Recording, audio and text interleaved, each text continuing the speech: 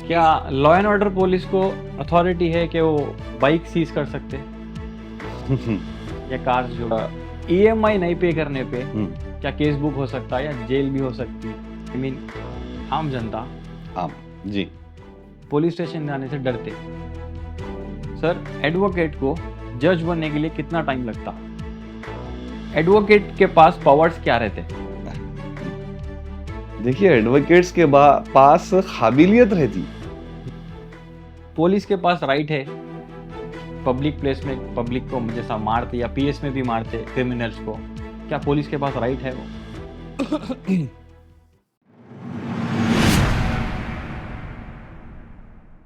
अस्सलाम वालेकुम, व्हाट्सअप, कैसे आप लोग? तो welcome back to another episode of my podcast. तो गाइस, आज मेरे साथ इस पॉडकास्ट में ना तो कोई यूट्यूबर है, ना तो कोई एक्टर है और ना तो कोई इन्फ्लुएंसर है। आज का वीडियो बहुत इन्फॉर्मेटिव होने वाला है क्योंकि हमारे साथ आज इस पॉडकास्ट में एक एडवोकेट है जिनका नाम है जलील अहमद। काफ़ी सालों का एक्सपीरियंस है इनको और अपार्ट फ्रॉम दैट जलील भाई federal law society of Canada certificate of qualification holder है। तो आज अपन उनसे क्वेश्चंस करेंगे। चलिए, अस्सलाम वालेकुम जलील भाई, वालेकुम सलाम। कैसे हैं आप? जी अल्हम्दुलिल्लाह। तो सबसे पहले तो थैंक यू सो मच, आप इस पॉडकास्ट में टाइम निकाल के आए। नहीं, बहुत बहुत शुक्रिया आपका। आपके पॉडकास्ट में हमको जो है आप मौका दिए हैं बात करने के लिए नहीं, और पब्लिक अवेयरनेस के एक जो है ना जी, प्रोग्राम के लिए। बिल्कुल। जी तो आज अवेयरनेस पे बात करेंगे अपन। बिल्कुल तो मैं आपसे सवाल करूंगा जलील भाई, आपको जवाब देना है। बिल्कुल। सर सबसे पहले मेरा ये सवाल है, 10th स्टैंडर्ड के बाद क्या एलएलबी कर सकते?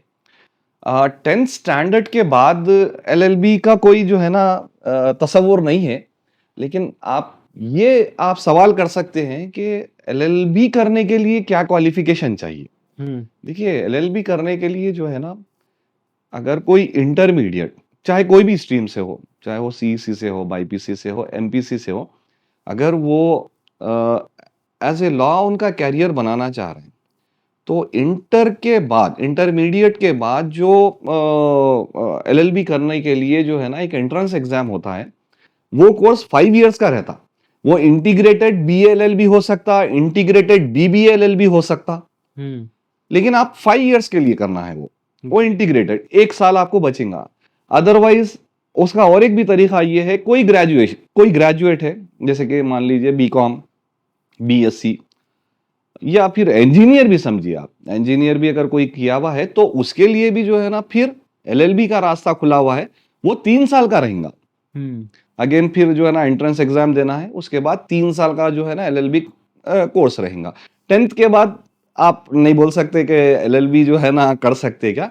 इंटर के बाद से, डिग्री के बाद से जो है ना आपको ये ऑप्शंस अवेलेबल है। और ये जब आप एलएलबी करेंगे तो एलएलबी कोई जो है ना पोस्ट ग्रेजुएट में नहीं, आपको प्रोफेशनल बैचलर डिग्री में काउंट होगा। जी हाँ।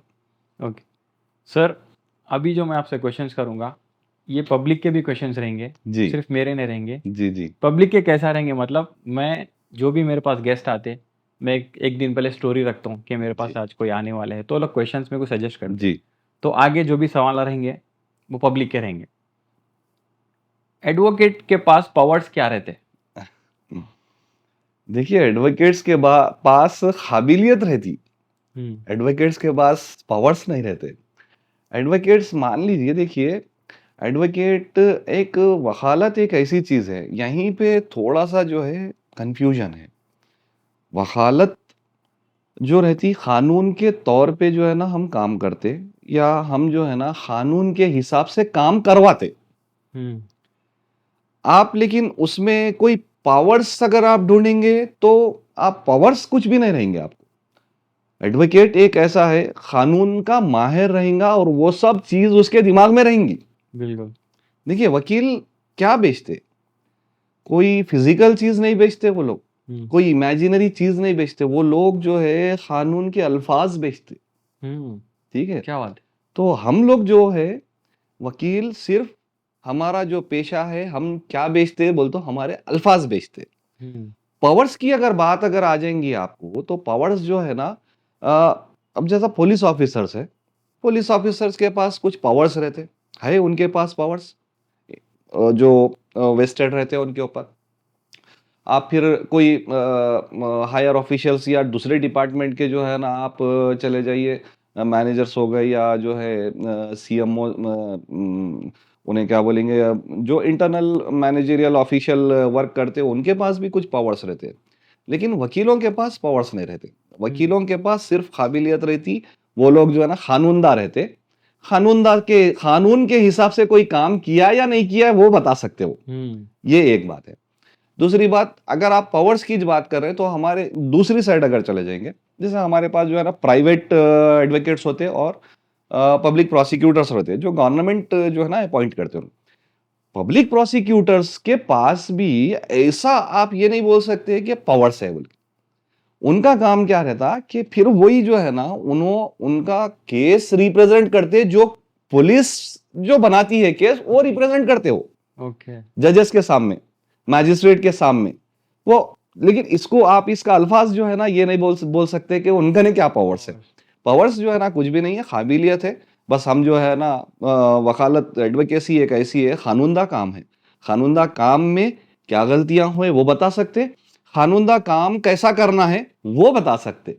पावर्स नहीं है हमारे पास कुछ भी, काबिलियत है हमारे पास। क्या बात है सर, जैसा कि पुलिस का जब भी नाम आता फिर एडवोकेट का आता, तो ये रिलेशन क्या है? एक्चुअली देखिए, रिलेशन आप ठीक है, रिलेशन तो नहीं बोल सकते। और कहीं मैं पुलिस सुना भी पुलिस की और वकील की बनती नहीं बल्कि। नहीं नहीं नहीं नहीं, देखिए बनती नहीं नहीं, आप जो है ना शायद थोड़ा सा जो है ना कंफ्यूज है। यही कंफ्यूजन जो है ना हर जगह है। एक ही सिक्के के दो पहलू है, जी। एक तरफ एडवोकेट एक तरफ पुलिस, एक ही सिक्के के। अब आप मान लीजिए, अगर हम कभी हेड्स है तो वो कभी टेल्स है, कभी वो हेड्स है तो कभी हम टेल्स है।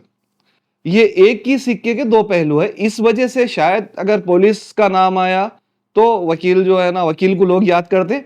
अगर कोई जो है ना वकील की बात अगर आ रही बोले तो पुलिस का काम याद आता होगा, ऐसा हो सकता होगा। और दूसरी बात यह है कि जब भी पुलिस का कैसा है, अगर कोई कंप्लेंट किए, पुलिस का एक इन्वेस्टिगेशन पार्ट होता है। इन्वेस्टिगेशन पार्ट में वकील का कुछ काम नहीं रहता। एडवोकेट वो इन्वेस्टिगेशन में उनके ना हाथ डाल सकता, ना इंटरफियर कर सकता, वो उनका पार्ट है। They have many liberties, they have many powers, they have many technical ideas to get the complete investigation. उसके लिए जो भी पर्टिकुलर केस है उनके पास, वहां पर वकील जाके आप ऐसा नहीं कर सकते, आप ऐसा नहीं कर सकते, नहीं, ये वकील का काम नहीं है। फिर आ जाइए आप, उनका जब इन्वेस्टिगेशन पार्ट खत्म होगा, वो जो है ना लेके आके जब जो है ना कोर्ट में जब जो है ना उनके पेपर जमा करेंगे, फिर उनका पार्ट वहां पर से खत्म, कोर्ट से उनका पार्ट खत्म, वहां से वकील का काम शुरू। वकील वहां से काम शुरू करता है जहां से उनका इन्वेस्टिगेशन खत्म होता है। देखिए हमारे कहने कैसा है बोलना, इन्वेस्टिगेशन पार्ट में वकील जो है ना हाथ नहीं डालेगा, और प्रोसीजर में हमारे पास जो है ना क्रिमिनल प्रोसीजर कोड है, उसमें जो काम होगा उसमें पुलिस कभी हाथ नहीं डाल सकती। ओके। ऐसा ये जो है ना वही है, सिक्के का जो है ना दो पहलू है। उनका वो पहलू है, हमारा ये पहलू, उसके अलावा कुछ भी नहीं। नाइस सर, हमारे लोग आई मीन आम जनता जी, पुलिस स्टेशन जाने से डरते, क्या डरना चाहिए? देखिए डरना चाहिए, मैं नहीं बोलूंगा ये बात कि आपको डरना चाहिए। देखिए पुलिस ऑफिसर्स इतने एक्सपर्टाइज है उनके फील्ड में कि वो लोग 24 आवर्स पुलिस स्टेशन ओपन रख के बैठे हुए हैं। किसके लिए है बोलो आप? वो कोई जो है ना एक कोई गवर्नमेंट का जो है ना ऐसा इंटरनल कोई विंग नहीं है, वो पब्लिक विंग है। वो पब्लिक में वो लोग ओपन करके बैठे हुए हैं 24 आवर्स, वो लोग डबल शिफ्ट करते हैं। वो लोग किसके लिए? आप लोगों के लिए, पब्लिक के लिए, आम पब्लिक के लिए। पब्लिक अगर डर रही है तो इसका कोई मतलब नहीं बनता। वो लोग जो है ना बैठे हुए हैं आपके लिए, आप जाना चाहिए, आप बोलना चाहिए उनको। और कई ऐसे ऑफिसर्स है पर्सनली जो है ना आपको राय देंगे, मशवरा करेंगे, जब भी जो है ना वो अगर कुछ आपके ऊपर ज्यादती हो रही तो वो लोग जब भी जो है ना एक्शन भी लेंगे खिलाफ में, अगर कोई अगर आपके पे ज्यादती कर रहा है तो डरना नहीं चाहिए। पुलिस स्टेशन हमारे लिए है, पुलिस ऑफिसर्स हमारे लिए है और मैं बोलूंगा वो लोग प्रोटेक्ट करने वाले हैं सोसाइटी को, हमारी सोसाइटी को प्रोटेक्ट करने वाले हैं वो लोग। कोई ऐसा कोई जो है ना आप बोलेंगे कि हम उनसे डरेंगे पुलिस जो है ना गए तो ऐसा नहीं नहीं नहीं। आप देखिए कभी जाके ऐसा इत्तेफाक नहीं हुआ होगा आपको, बहुत पोलाइटली आपको बिठाते, आपसे पूरा जो है ना जो इंसिडेंट हुआ वो पूछते आपसे, आपका ग्रेवियस देखते वो लोग, आपकी जो कंप्लेंट है उसका ग्रेवियस क्या है। अगर ग्रेवियस ज्यादा है, वेटेज ग्रेवियस का ज्यादा है तो वो लोग जब भी एक्शन लेते आपको, ऐसा डरना नहीं चाहिए उनसे, उनके सामने जाके अभी बोलना चाहिए हमारी परेशानी। और आप देखिए आए दिन जो है ना कभी कभार तो जो है ना मैं देखता हूँ यूट्यूब पे ही जो है ना फोटोज वगैरह आते कि बारिश होते वक्त म्युनिसिपल का जो काम है, गाड़ियों को पानी जब जहां पर ठहर गया तो वो जो है ना वहां पर ठहर के हटाना, पानी हटाना या जो है ना कवर खोलना ड्रेनेज का, ये म्युनिसिपैलिटी के अंडर में आता। लेकिन मैं थोड़े वीडियोस देखा, कांस्टेबल, ट्रैफिक कांस्टेबल्स कर रहे हैं वो काम। इससे और बड़ी क्या बात हो ना आपको। बिल्कुल। एक वीडियो देखा मैं कि कुछ टोली चौकी के आसपास का था, एक ट्रैफिक कांस्टेबल भाई कमर तक जो है ना उनको डूबा हुआ है, वो जो है ना गाड़ियों को जो है ना बता रहा वे कि भाई आप ऐसा जाओ, आप ऐसा जाओ आप। और इससे ज्यादा क्या होना यार आपको, आप डरते क्यों फिर? ऐसे ऑफिसर्स रहने के बाद डरने का क्या है आपको? सही है। कोई तुक नहीं बनता ये बात का तो, कि डरने के लिए। नाइस। अच्छा, मेरा ये सवाल है, मेरा नहीं पब्लिक का है। पुलिस के पास राइट है पब्लिक प्लेस में पब्लिक को जैसा मारते या पीएस में भी मारते क्रिमिनल्स को, क्या पुलिस के पास राइट है वो? देखिए ये जो है आप जो पूछ रहे हैं ये टेक्निकल क्वेश्चन है एक्चुअल। टेक्निकल के लिहाज से आम तौर पे पब्लिक को पुलिस मारती भी नहीं और मार सकती भी नहीं, दोनों भी चीजें हैं यहाँ पर। उन्हें जो है लॉ जो है ना ये उनको पावर्स नहीं दिया कि आम पब्लिक को मारो, और वो लोग मारते भी नहीं, ठीक है। हाँ अलबत्ता अब थोड़ी सी जगह आप थोड़ा सा आप जो है ना आपके व्यू को थोड़ा हटा के देखिए। अगर जो है कभी प्रोटेस्ट होते, कभी गवर्नमेंट के खिलाफ होते, कभी कोई किसी के चीज लिए होते, प्रोटेस्ट होते, वो प्रोटेस्ट में अगर जो है ना कमिश्नर ऑफ पुलिस जो भी सिटी के है या फिर डीजीपी, आमतौर पे कमिश्नर ऑफ पुलिस जो है ना अनाउंसमेंट करते कि जो भी उनके पास पावर्स है वो हिसाब से उन्होंने डायरेक्ट करते पुलिस को कि ये एरिया में प्रोटेस्ट नहीं होना वो चीज का। अगर कोई प्रोटेस्ट फिर भी कर रहा है तो वहां पर जो है इनडायरेक्टली उनको पावर्स आ जाते मारने के, क्योंकि देखिए उनका काम क्या है, पुलिस का काम क्या है कि जो भी उनकी आता है, उनका जो लिमिट्स है उनके, हैदराबाद सिटी कमिश्नर बोलते हैं अपन सब, एग्जाम्पल ले लेंगे। सिटी कमिश्नर का के अहाते में कमिश्नर की जिम्मेदारी है ये एरिया में पीस बरकरार रहना है, अमन बरकरार रहना है। भाई अमन के लिए अगर उन्होंने कोई प्रोटेस्ट को रोक रहे हैं तो वो फिर जायज हो जाता। इंटेंशन तो देखिए, नीयत जो है ना उनकी क्या है, अमन बरकरार रखने की है, आपको मारने की नहीं है। मारते तो नहीं वो लोग, लेकिन अगर प्रोटेस्ट अगर अमन के खिलाफ हो रहा जिससे जो है ना पूरे शहर में जो है ना दंगा फसाद होने के चांसेस हो सकते, वहां पर जो है ना वो लोग जो है ना लाठी चार्ज करके जो है ना जिसको जहां पर जैसा जो है ना कंट्रोल करना है एरिया वैसा कंट्रोल करते।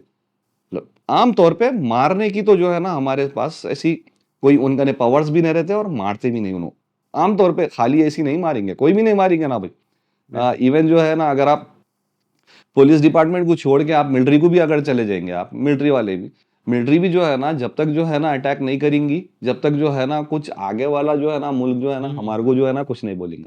जब तक नहीं करते। तो ये तो पुलिस है, ये तो हमारी सेफ्टी के लिए है, इंटरनल पुलिस हमारे शहर की अमन के लिए ये लोगों को जो है ना अपॉइंट किए हुए हैं, सेलेक्टेड लोग है ये। क्या लॉ एंड ऑर्डर पुलिस को अथॉरिटी है कि वो बाइक सीज कर सकते हैं या कार्स जो भी है? अब देखिए, आपको मैं इससे पहले ही बोला कि टेक्निकल सवाल है, ये भी ऐसा कोई आम सवाल नहीं कर रहे हैं आप टेक्निकल सवाल कर रहे हैं। यहाँ पर जो है ना 2-3 एक्ट्स के तहत बात करना पड़ता। अगर आप आम तौर पे ऐसा सुन लिए हम कि जो है ना कोई ट्रैफिक पुलिस जो है ना रोड पे कोई गाड़ी को अगर रोक दी और वो चाबी निकाल लिया या कुछ ऐसा करा, तो आप जो है ना इसको काउंट में नहीं लेना, क्योंकि आम तौर पे कोई ट्रैफिक पुलिस जो है ना गाड़ी को रोक लेना, सीज कर लेना, ऐसा कुछ जो है ना पावर्स रहते नहीं। कहाँ पर नहीं रहते? जहां पर जब तक के सिवियर वायोलेशंस नहीं हो सकते ट्रैफिक के। सिवियर वायोलेशंस अलग होते। आमतौर पे अगर कोई जो है ना ट्रिपल राइडिंग पे अगर जा रहा, तो आप जो है ना रोक लेके उसको चालान दे सकते। इर्रेगुलर नंबर प्लेट है, रोकिए, आप चालान दे दीजिए। डिटेन नहीं कर सकते इसके ऊपर, ये छोटी चीजें हैं।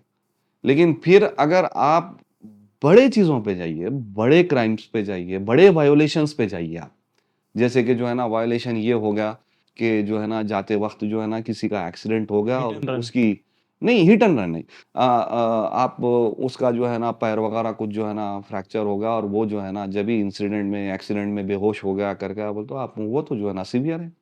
वहां पर जो है ना गाड़ी को डिटेन करना पड़ेगा। वहां पर जो है ना, और जरूरी भी है, जायज भी हो जाएगा वो कि गाड़ी डिटेन होना। मान लीजिए कभी जो है ना एनडीपीएस एक्ट में जो है ना कोई गांजा जो है ना सप्लाई कर रहा है, या फिर जो है ना प्रोहिबिटेड ड्रग्स जो है ना सप्लाई हो रहे हैं जो व्हीकल में, वो डिटेन होना जरूरी है व्हीकल। वहां पर जो है ना उनका पावर्स आ जाएंगे। बिल्कुल। आपका जो सवालात जो आ रहे हैं, ये जो है ना सीढ़ी के तौर पे चल रहे हैं कि छोटे से लेके बड़े तक जो है ना बताना पड़ेगा, क्योंकि कानून कैसा है, हर एक्ट के तहत अलग अलग जो है ना पावर्स रहते, अलग अलग लिमिटेशंस रहते, अलग अलग उसकी जो है ना कैपेसिटी बाउंड्रीज रहती, हर चीज। यहाँ पर जो आपका सवाल आ रहा, ये पूरे मिक्सचर आ रहे।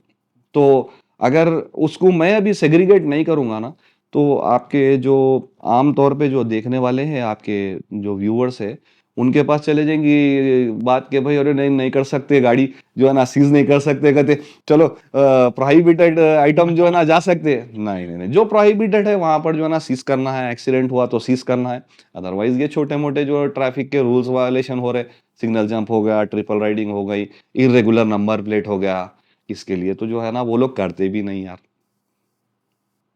सर, ईएमआई नहीं पे करने पे हम्म क्या केस बुक हो सकता है या जेल भी हो सकती?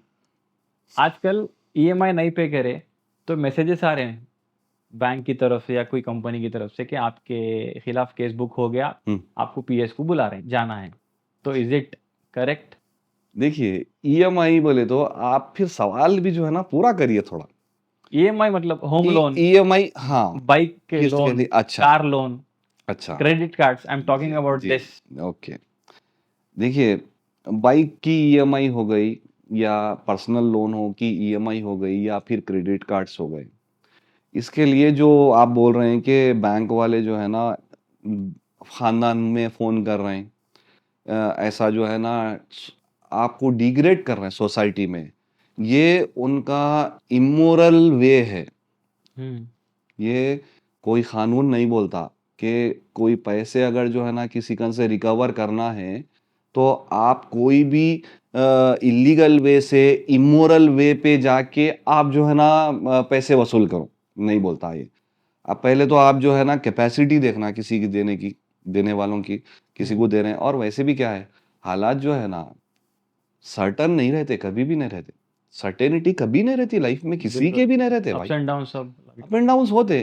कभी कभार जो है ना बड़े बड़े लोग हैं अपने मुल्क के भी, अगर मैं नाम तो नहीं लूंगा मैं यहाँ पर, वो लोग भी जो है ना एक वक्त पे वो छोड़ के जाना पड़ा उनको, जबकि हम जो है ना उनके मुल्क के फ्लाइट्स में फिरते, उनके कंपनी के फ्लाइट्स में फिरते थे, उनके ज्वेलरी शॉप में जो है ना जाके हम जो है ना वो शॉपिंग करते थे, लेकिन उनके हालात ऐसे आ गए। हालात देखो, लाइफ कभी भी सर्टेन नहीं है।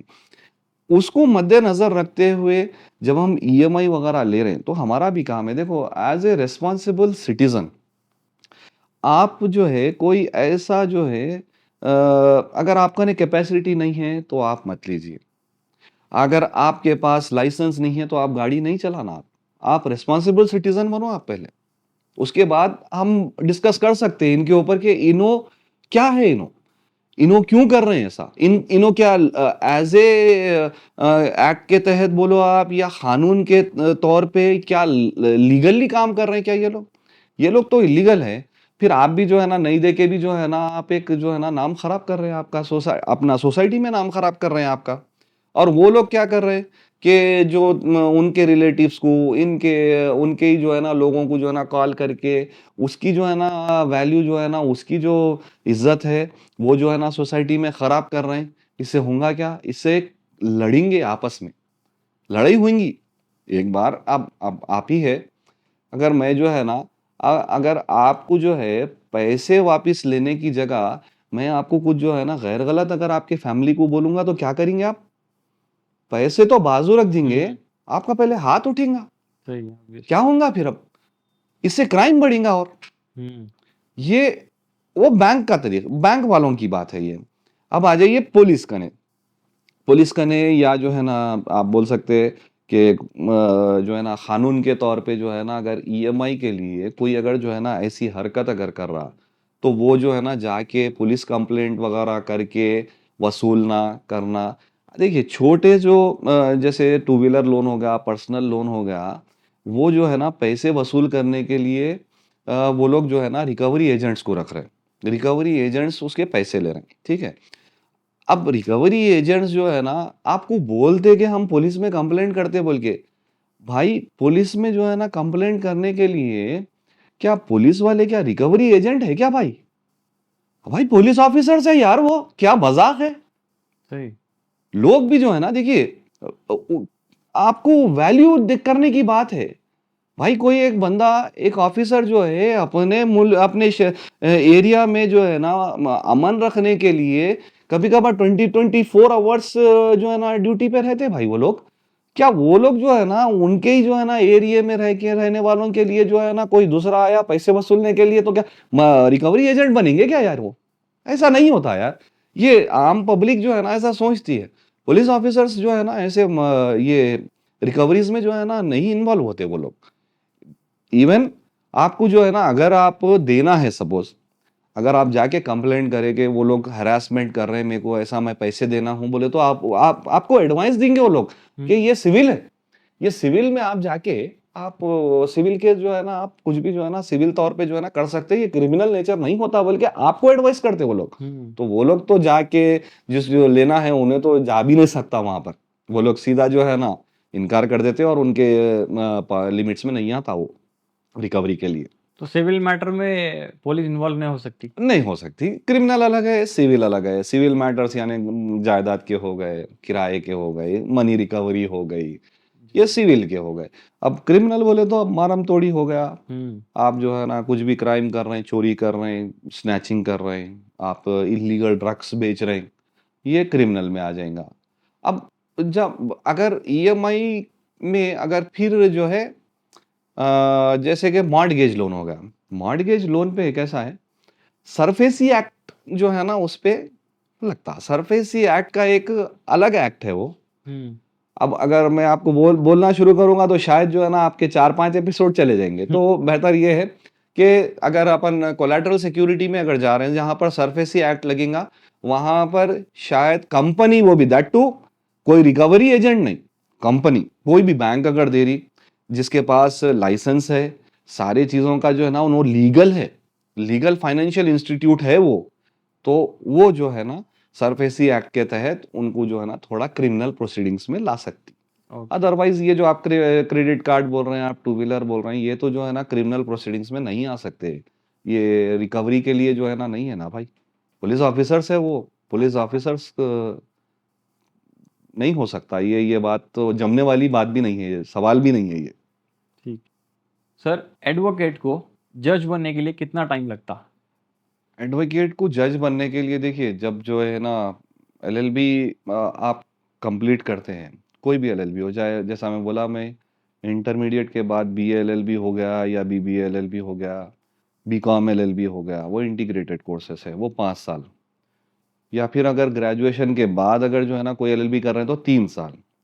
एलएलबी डिग्री जब हासिल हो जाती है, तो यहाँ पर जो है ना थोड़ा सा जो है ना आपको गौर करना है बात को, कि एलएलबी डिग्री हासिल होने से कोई लॉ प्रैक्टिस नहीं कर सकता। एलएलबी आप कानून जानने के लिए जो है ना आपको सर्टिफिकेशन, आप 3 साल पढ़े, कानून जाने आप, ये जानने के लिए है। लेकिन जब फिर अगर लॉ प्रैक्टिस करना है कोई भी कोर्ट में, तो आपको फिर जो है ना एक उसकी सेपरेट बॉडी है। अब हमारे पास तो जो है ना तेलंगाना बार काउंसिल है, बार काउंसिल ऑफ तेलंगाना है, वहां पर जाके जो है ना उसके जो प्रेस्क्राइब फीस वगैरह है वो पे करके आपको एनरोल होना पड़ेगा। एनरोल होने के बाद वो लोग जब आईडी कार्ड इशू करेंगे, तो इसका ये मतलब हुआ कि आपको ऑथराइज कर रहे हैं प्रैक्टिस करने के लिए। जी। ये दो अलग अलग चीजें हैं। जब आप एलएलबी कंप्लीट कर लेंगे, जब आप एनरोल हो जाएंगे बार काउंसिल ऑफ तेलंगाना में, जब आपको ऑथराइजेशन आ जाएगा प्रैक्टिस करने के लिए, उसके बाद पहले क्या था, 3 साल प्रैक्टिस पीरियड मैंडेटरी था। कोई भी एग्जाम लिखने के लिए, जो एग्जाम्स होते हैं जज के, सिविल जज वगैरह के, उसके लिए 3 साल प्रैक्टिस मैंडेटरी थी। लेकिन अभी तो जो है ना, जब एलएलबी कंप्लीट हो रहा और आप जो है ना एनरोलमेंट करा लेने के बाद आप जो है ना वो एग्जाम्स को लिख ले सकते हैं। अगर आप एग्जाम्स में जो है ना आप क्वालिफाई हो गए, तो उसके थोड़े जो है ना प्रोसीजर्स है, इंटरव्यूज वगैरह है, उसके बाद फिर प्रैक्टिस हो गई, ट्रेनिंग हो गई, उसके बाद आपको जो है ना as a magistrate, as a junior civil जज अपॉइंट करते हैं। अब उसके बाद फिर इंटरनल एग्जाम्स जब होंगे, उनके जब प्रमोशंस आएंगे, उनके जो भी इंटरनल उनके जो पैरामीटर्स है वो कंप्लीट होने पे उनको प्रमोशन के तौर पे जूनियर सिविल जज से उन्होंने जो है ना सीनियर सिविल जज जाते, मैजिस्ट्रेट से सेशन जज जाते, सेशन जज से जो है जस्टिस को जाते, हाई कोर्ट को। ऐसा उसका प्रोसीजर है। ओके। लेकिन इसका ये थोड़ी थोड़ी जगह थोड़ा कंफ्यूजन ये है थोड़े लोगों को, कि जब हम एलएलबी करते कंप्लीट तो हम प्रैक्टिस कर सकते। ये दोनों अलग अलग चीज़ें हैं, दोनों को जो है ना मिलाना नहीं है। आप बार काउंसिल में आप एनरोल होना तभी आप जो है एलिजिबल रहते हैं, क्योंकि बार काउंसिल ऑफ तेलंगाना या कोई भी बार काउंसिल में वो डॉक्यूमेंट्स की स्क्रूटनी होती, आपकी एलएलबी बोल के नहीं, 10th से स्क्रूटनी होती। ओके। क्योंकि उसके भी जो है ना कुछ गाइडलाइंस है, उसके भी जो है ना कुछ प्रोसीजर्स है, जो उनको जो है ना वो देखना पड़ेगा कि वो जो सर्टिफिकेट्स इंटर है, 10th हो गया, इंटर हो गया, डिग्री हो गई, ये कैसा है। थोड़े जो है ना करस्पॉन्डेंस कोर्स है जो एलिजिबल नहीं है थोड़े, शायद ऐसा कुछ जो है ना उनका प्रोसीजर है। इसीलिए जो है ना वो लोग पहले देख के फिर एनरोलमेंट के लिए जो है ना जब उन्होंने ऑथराइज करेंगे आपको, तो जब जो है ना आप फिर प्रैक्टिस भी कर सकते, चाहे वो प्राइवेट प्रैक्टिस रहने दो, चाहे फिर वो पब्लिक प्रोसिक्यूशन के लिए जो है ना एग्जाम्स लिख सकते। तो ये दो दो चीज़ें जो है आप अलग रखना। एक एलएलबी की जो है डिग्री जो आप पढ़े हुए हैं, आप फिर जो है ना एनरोलमेंट करने के बाद बार काउंसिल ऑफ तेलंगाना में जब जो है ना आप ऑथराइज होंगे, उसके बाद आप एग्जाम्स लिखने के लिए जाइए। उसके बाद इंटरनल प्रमोशंस, अब जो भी इंडिविजुअल के ऊपर, कैपेसिटी के ऊपर है कि वो जो है ना इंटरनल एग्जाम्स में कैसा जो है ना उनको प्रमोशन आता, उनको कैसा जो है ना प्रमोट होंगे, वो हिसाब से जजेस वगैरह बनते हैं। ओके सर, मेरा लास्ट क्वेश्चन है। ये नॉर्मली सुनने में आता, हाई कोर्ट एडवोकेट्स और सुप्रीम कोर्ट एडवोकेट्स बहुत ज़्यादा चार्ज करते हैं, या मिनिमम नॉर्मली रहता क्या हो, केस का हाँ, कितना चार्ज करते हैं? देखिए मैं आपके प्रोग्राम में पहले भी बोला कि एक्चुअली एडवोकेट्स क्या बेचते, हम हाँ, कोई फिजिकल कोई चीज़ नहीं बेचते, हम कोई जो है इमेजिनरी चीज़ नहीं बेचते। काबिलियत। हम लोग हमारी जो काबिलियत है, हम काबिलियत के अल्फाज बेचते। अब देखिए, अगर फाइनेंशियल आप जो बोल रहे हैं फीस की बात करेंगे, फीस जो है ना मैंने समझता हूँ ये ओपन प्लेटफॉर्म पे अपन उसके बारे में डिस्कस करना है। क्योंकि मेरा ये मानना है कि कोई अगर अल्फाज अगर बेच रहा, तो एक तो वो कोई फिजिकल चीज़ नहीं है, जो बेचने वाला है वही दाम लगाना उसका, फिर अब उसके अल्फाज की अहमियत का। तो हम यहां पर बैठ के आपके प्रोग्राम के, आपके स्टूडियो में बैठ के कोई भी एडवोकेट के अल्फाज की अहमियत का दाम लगा ही नहीं सकते। लगा सकते क्या अपन? नहीं लगा सकते। वो एडवोकेट ही जानता जिसका अल्फाज है, उसको मालूम हो रहता कि उसके अल्फाज की कितनी कीमत हो सकती, तो वो जाके तय होता, वो इस हिसाब से जो है ना कोई भी एडवोकेट आपसे फीस लेंगे। अदरवाइज हम यहाँ पर, मैं नहीं समझता हूँ कि फाइनेंशियल किसी का भी जो है ना फीस के बारे में डिस्कस करना कोई जरूरी है। Okay, thank you so much sir, आप कीमती वक्त दिए मेरे एपिसोड में। बहुत अच्छा लगा मेरे को आपके साथ जी, इस बहुत बहुत podcast में। शुक्रिया आपका, बहुत बहुत शुक्रिया। तो गाइज उम्मीद करता हूँ आप लोगों को ये वीडियो बहुत पसंद आई होंगी। इसी तरह मेरे वीडियोस देखने के लिए please subscribe my channel. Thank you.